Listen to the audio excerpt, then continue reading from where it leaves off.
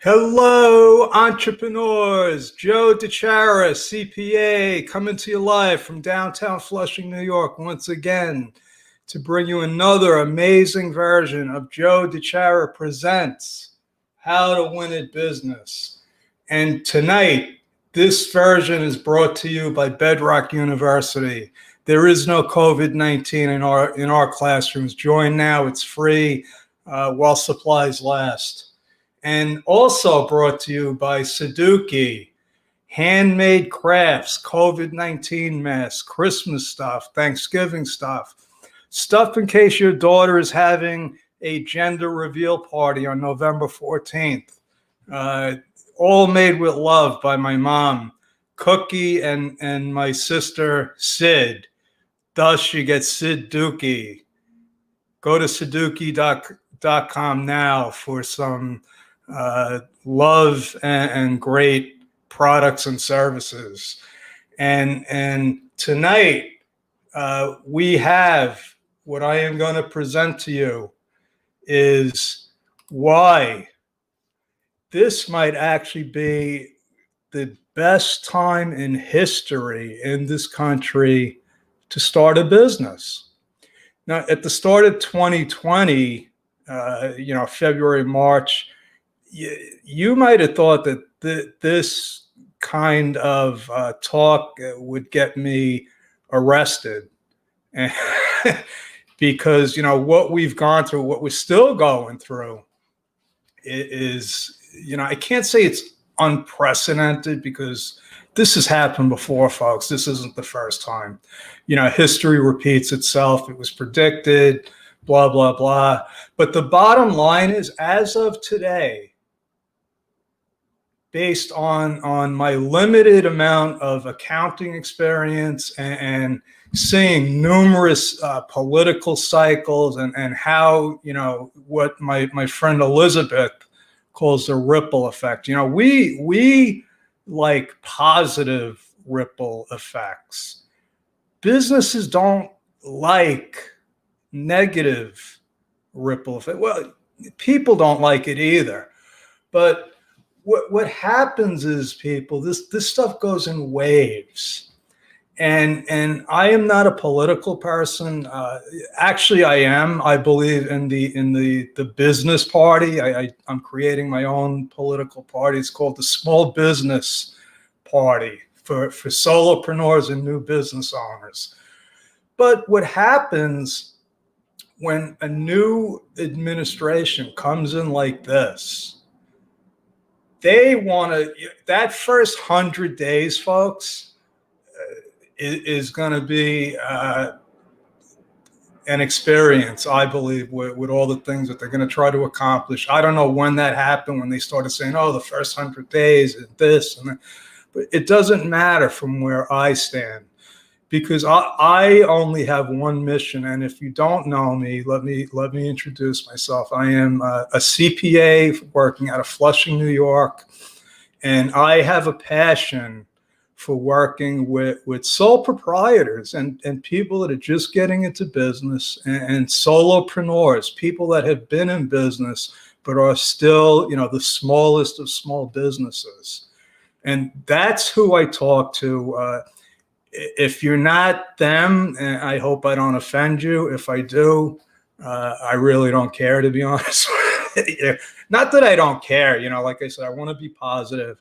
But if you are, let's say, a minority woman and you want to start a business, and I have a couple of the clients like that, I believe for the first time in history, there may actually be woman and minority owned certifications that actually mean something.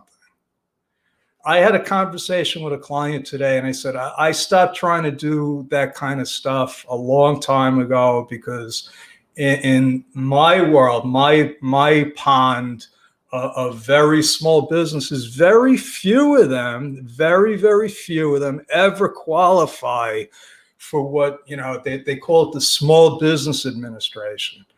Well, small, if it's up to the SBA, small is anything up to 500 employees. And I don't know about you, but a very, very small percentage of businesses ever even get up to 5 employees. So when you apply for things like this, not only do you have to jump through a lot of hoops, and the hoops are all created again because of political uh, whatever. They create these, oh, we're going to create jobs for small businesses. So they come up with this program that's going to help all of these, people. And I know that there are people out there that have been helped because I've read about them. I never met one. I've never met one single person that was a woman owned business that got some kind of like government certification. Okay, I know that you're out there. I'm not saying that it never had. What I'm saying is that when somebody just starts a business, they are probably wasting their time trying to get something like that, unbeknownst to them, because you need to have a track record. You need some kind of financials behind you. You need something. I just have a gut feeling that they are going to open up what they should have done a long time ago and actually create programs to help people get into business and stay in business. I never met a politician that ever created a job unless it was for one of their friends or family to get them a job in the government. Okay, that's maybe you could say I'm jaded, and that's fine. I'm just going by experience and results, and scientifically, the facts speak for themselves. Okay, and to get the facts, you actually have to dig very, very deep. And read between the lines and try to extrapolate. And my mission is to help you cut through all of that and just take my word for it, as if that's going to happen. But I speak the truth from my perspective. So like I say a lot, if you have a different opinion, a different experience, reach out to me. I've been wrong in the past, believe it or not. And I'm just going with my gut instinct here. Kamala Harris becoming, the vice president. This is unprecedented. This is something that's never happened before. To have a minority woman vice president. Okay. Stuff like the virus. I mean, unfortunately, folks, this is going to happen again. Maybe, hopefully sometime in the distant future, but throughout history, there's always been something going on. This isn't the first time, and we will weather the storm. So I have been saying since COVID hit, to stay the course, stand firm, okay? Don't waver. Yeah, you can pivot, but I haven't done anything really different than what I was doing before. I'm doing more of it, and that was because I didn't sit around waiting for stuff to happen. I didn't sit around waiting for the government to give me a loan. And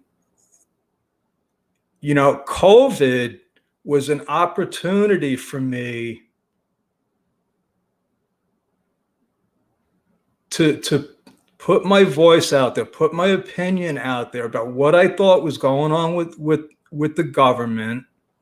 And basically, the only real opinion that I had was be careful. Don't think you're getting free money. Understand what you're doing. That was my message. Some people might have heard that I was saying, don't go for the SBA loan, don't do that, but people hear what they want to hear. But the truth is that now, because I got loans for a bunch of people, I got, the disaster relief, the EIDL loans that, that was so complicated that they're still freaking making rules up about it. They're still making up rules about it. So, I don't think I was incorrect. And it's not rocket science. When people are under duress and stress like they were, people make bad decisions. So what's happening now? Pretty much everyone I got a loan for are having me go through the documents and reading the fine print about what they're allowed to spend money on, what they're not allowed to spend money on. And I'm not patting myself on the back here. What I'm trying to say is these things go in cycles. There's patterns. Everything, there is a sequence to everything. And we are in for, if you were thinking about starting a business now, and I'm going to tell you some specifics besides what I think is going to happen, just because having a new administration that's going to really be looking to mend fences, to spread goodwill. And what better way to spread goodwill than to give us all money? Okay, and the way that they're going to give us money is they're going to create these programs that I believe are going to be real programs to help small businesses. Okay, I have the feeling that this administration is not going to be just all talk, and they're going to actually recognize small businesses. And when I say small, I mean small, one-person operations. I mean, it doesn't get any simpler than that. What else is going to happen, I believe, is they're going to make it easier for small businesses to get loans through banks. They're going to lower the credit. They want to pump money into the economy. That's the bottom line, folks. They're going to want to pump money into the economy.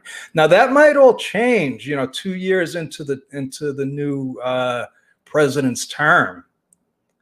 But the first 100 days, so as of right now, because that's why, let's start with right now.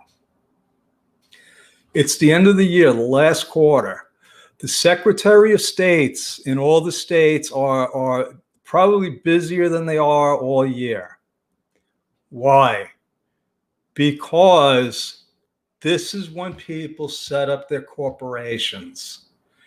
You don't want to set up, if you're setting up an S-Corp because you want to reduce your taxes, you don't want to do it in January or February because you're going to get zero tax benefits. Zero. So the window is closing.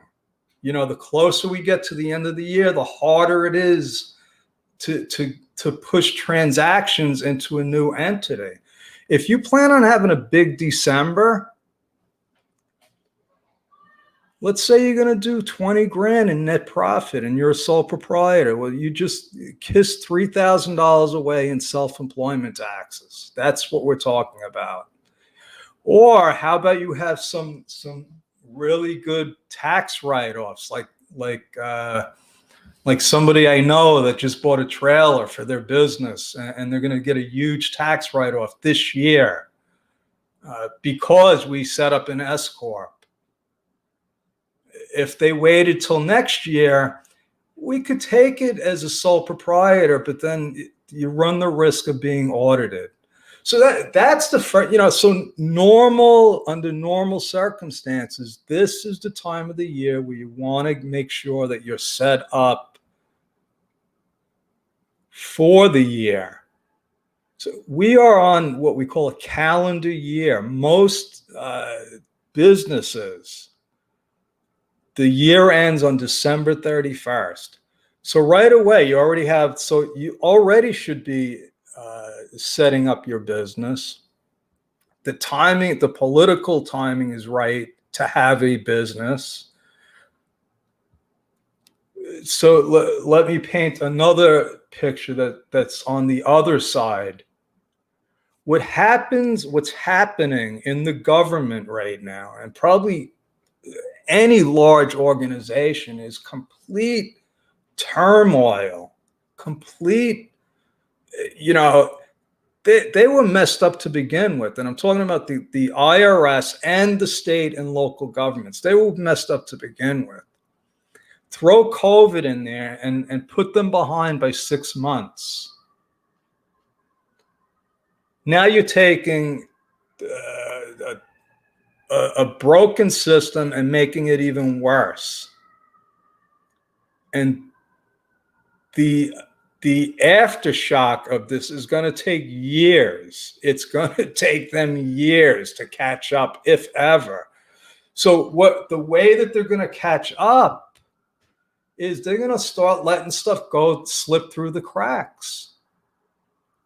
So if you're somebody with a tax problem, a penalty, now is the time to get rid of them. Now is the time to make a deal in the next year or two.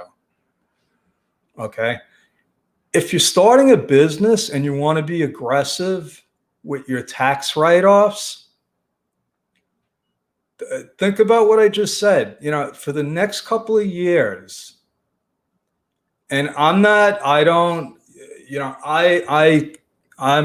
aggressive when it comes to tax strategies and what we can deduct, what we can't, and so I'm aggressive to begin with. And when you're talking about certain items that might raise red flags, that you may not, that I would under normal circumstances say, I wouldn't take that. Like, for instance, a business trip that they might say, you know what, this looks more like a vacation than a trip. The chances on them looking at auditing S-Corp returns is going to go down tenfold over the next couple of years. And it was very, very small to begin with. Sole proprietors, you're still going to have the same problems because you're easy targets. Sole proprietors are easy targets. But regardless, folks, that's some of the circumstances that I see from my end. What I also see that the whole world is seeing is that there's like new communities all over the place. People are connecting because of COVID.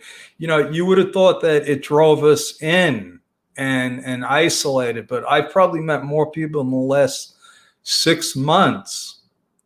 And I'm talking about quality people, clients, workers, friends. Probably, yeah. I might have to check my Rolodex and see how it's changed since last year. That would be a pretty interesting thing. But if you're not experiencing that, get on Zoom and join some of these communities, because that's what's happening. I have been connecting with people, not only all over the country, all over the world. Unfortunately, for my business, I focus on the United States, but I still can connect with people through masterminds and stuff. And this is where the business really happens, folks.